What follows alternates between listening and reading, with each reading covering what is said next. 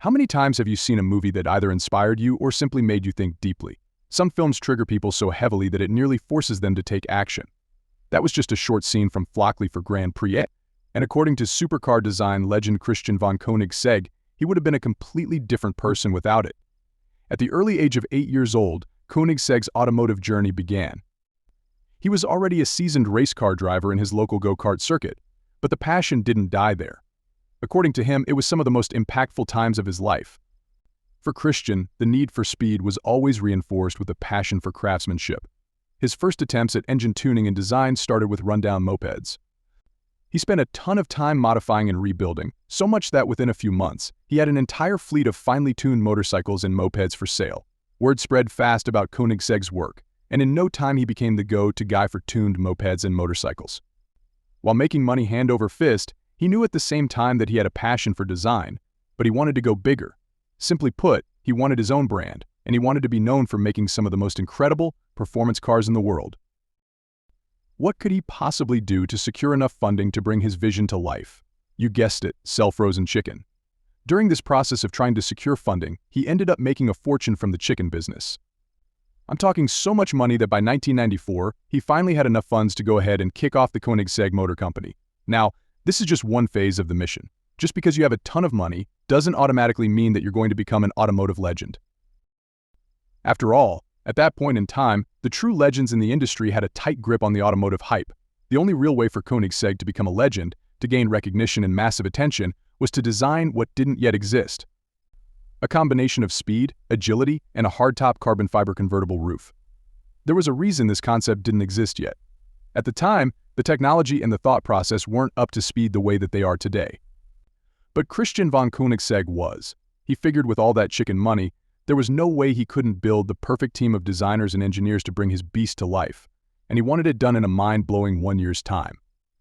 Looking back at that, that was of course insanity, which to this day is still nearly startup brands to accomplish. But here comes 1996, and the Koenigsegg team has been putting in work, and from all the constant grinding, the Koenigsegg CCC was born. And just like he planned, it was an absolute showstopper. But more hard work was needed, as it took a few years for even one of these things to sell, and by then it was called the CC8S, which was a lightweight mid-engine beast that was ready to make its first appearance at the Geneva Motor Show. And at this point, it's pretty much safe to say that Koenigsegg was on fire. No, literally, it was on fire. The entire factory caught on fire, just one day before the motor show, causing an absolute pandemonium. I'm sure he was more than thankful for loyal employees, because staffers stay behind to secure all vehicles and make sure that they were safe. Christian used those flames for motivation, because shortly after its premiere, the CC8S went on to become the most powerful production car in the world, packing an insane 655 horsepower. Now it's worth noting that at this time, Koenigsegg had some issues producing their own engine for earlier examples, so they borrowed a modular V8 powertrain from Ford, gave it a supercharger, and wrapped it up in the aerodynamic bike. And it's the same variety of the CC8S, giving it a top speed of over 240 miles per hour. Even Clarkson fell in love with this thing. Is this the most boring supercar in the world? No, 2004 comes rolling around, and the CCR makes its first appearance, stealing the crown from its predecessor with 805 horsepower. And a 0 to 60 time of 2.9 seconds, making it the fastest production car on the planet, still riding the wave from breaking all those records. It's 2006 and time to drop another supercar. This time in the USA, the CCX and its green variant, the CCXR.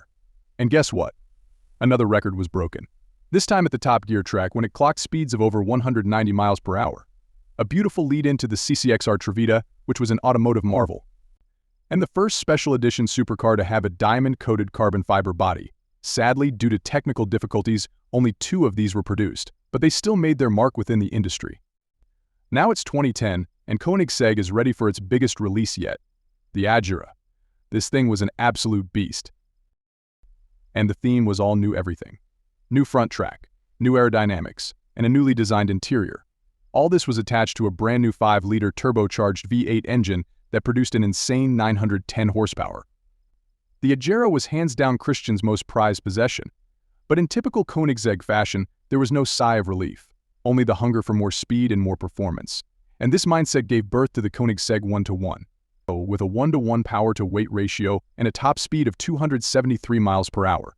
taking the title of the most exclusive production car in the industry, and literally causing Bugatti to shake in their boots. It's 2017, and it's officially the last year for the Agera's production. And to really go out with a bang, can you guess what they decided to do? You guessed it. Break another record, taking the Agera up to a verified 284 miles per hour. More and more models came into play as the years went by. But one thing is for sure, respect isn't given, it's earned. And if you ever have doubts in your goals, just look to Christian Van Koenigsegg. Smash that subscribe and see you soon.